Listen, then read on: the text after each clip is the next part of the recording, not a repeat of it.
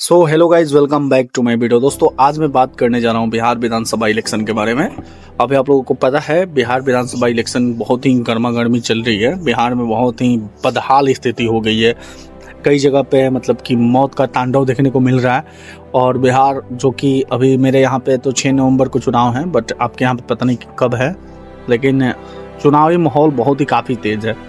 और हमारे यहाँ पे बहुत ही काफ़ी स्थिति थोड़ा सा ऐसा हो गया है। अभी हम आपको एक बात बता रहे हैं, मैं किसी पार्टी विशेष के बारे में बात नहीं कर रहा हूँ। अभी एक भोजपुरी के ट्रेंडिंग स्टार जो खेसारी लाल यादव हैं, जो छपरा विधानसभा से इलेक्शन लड़ रहे हैं, आरजेडी के पद पर वो उम्मीदवार हैं।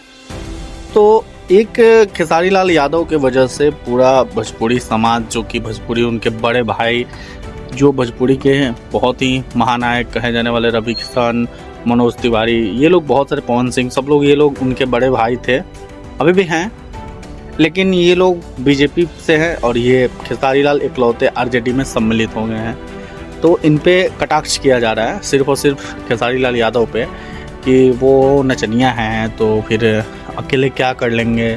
फिर उनका एक टिप्पणी आया राम मंदिर को लेके कि अभी तो ऐसा टिप्पणी हमने नहीं सुना कहीं भी कि राम मंदिर जहाँ है वहाँ पे राम मंदिर नहीं होके अस्पताल बनवाना चाहिए। खेसारी लाल यादव ये बोले हैं कि राम मंदिर भी जरूरी है, अस्पताल भी जरूरी है, मस्जिद भी जरूरी है, मंदिर भी जरूरी है, गुरुद्वारा भी जरूरी है, अस्पताल भी जरूरी है, रोजी रोजगार भी जरूरी है। लेकिन फिर उस पर कटाक्ष आया दिनेश लाल यादव निरहुआ जी का कि खेसारी लाल यादव नहीं है, यदमुल्ला है। ये कहाँ तक संभव है भाई? आप लोग किसी पार्टिकुलर एक पार्टी में है तो आप लोग 100 to 10% सही हैं और खेसारी लाल यादव गलत हो गए। ऐसा तो नहीं होना चाहिए, लेकिन आप लोग एक पर्टिकुलर पार्टी होके आप लोग बस उनके विपक्ष में आप लोग जितना जो भी है वो बोलते जा रहे हैं। और खेसारी लाल यादव सम्मानित तौर पे सबको, मतलब बड़े भाई चाहे जो भी है, वो बोल के वो किसी पर्टिकुलर पार्टी को या फिर किसी व्यक्तिगत व्यक्ति को मतलब अटैक नहीं कर रहे हैं। वो बस विचारधारा को अटैक कर रहे हैं कि जब आप लोगों ने बोला कि जंगल राज, ठीक है, मानते हैं जंगल राज जो भी कुछ चीज़ें थी वो 20 साल पहले थी, तो आपने कौन सा 20 साल में सुधार कर दिया? आपने कौन सा स्वर्ग बना दिया? आपने कौन सा स्वर्ग बना दिया? और जो भी 20 साल पहले की बात है, उसके बाद 20 साल बाद जो भी बच्चे जन्मे हुए हैं, उनके मन में आप लोगों ने जंगल राज का खौफ डाल दिया। तो अभी जो हत्याएं हुई है चुनावी माहौल के दौरान, तो वो क्या जंगल राज है या मंगल राज है? तो ये सब कुल मिला के बात ये हुई कि किसी भी पार्टिकुलर इंसान पे, व्यक्तिगत इंसान पे या फिर किसी भी पार्टी पे कटाक्ष करने से पहले अपनी पार्टी के बारे में भी सोचना चाहिए कि मेरी पार्टी क्या कर रही है।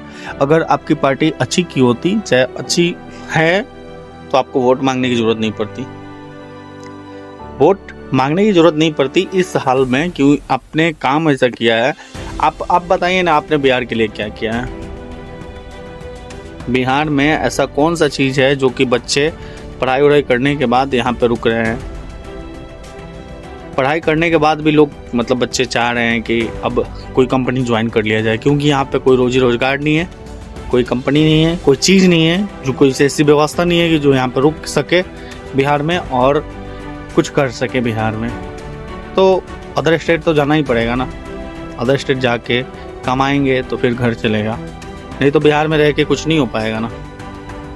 मानते हैं कि यहाँ पे कुछ ऐसे लोग हैं जो कि कुछ अपना रोजगार करके बैठे हुए हैं, लेकिन सरकार के द्वारा कुछ ऐसी व्यवस्था नहीं है, जो कि कोई कंपनी नहीं है। मानते हैं कि हर किसी को सरकारी नौकरी पॉसिबल नहीं है, उतना हर कोई कैपेबल नहीं है कि वो सरकारी नौकरी ले ले।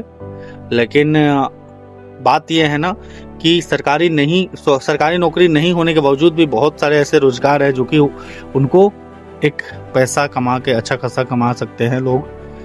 वो काम करेंगे 10 घंटा, 8 घंटा, 12 घंटा, जितना उनसे पार सके उतना काम करके वो अपने हक के पैसे कमा सके। लेकिन ऐसा कोई सिस्टम बिहार में नहीं है, इसी के कारण लोग यहाँ से पलायन हो रहे हैं। और देखिए, हर किसी की पार्टी की सरकार अपने अपने तरीके से दावा कर रही है कि हमारी सरकार आएगी तो हम ये करेंगे, वो करेंगे। प्रशांत किशोर जी का दावा है कि अभी कोई जो भी बिहार में आया है छठ पूजा में, फेस्टिवल में, वो यहाँ से बिहार छोड़ के जाए नहीं, क्योंकि हम यहीं पे काम देंगे उनको। हमारी सरकार बन रही है, तेजस्वी यादव बोल रहे हैं कि हम हर घर एक नौकरी देंगे, सरकारी नौकरी। बिहार के सभी घरों में हम एक नौकरी देंगे। हालांकि बीजेपी का अलग ही मुद्दा चलता आ रहा है।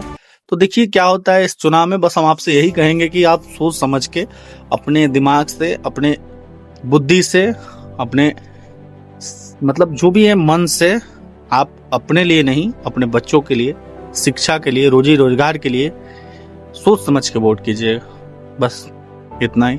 मिलते हैं नेक्स्ट वीडियो में। तब तक के लिए टाटा बाय बाय, धन्यवाद।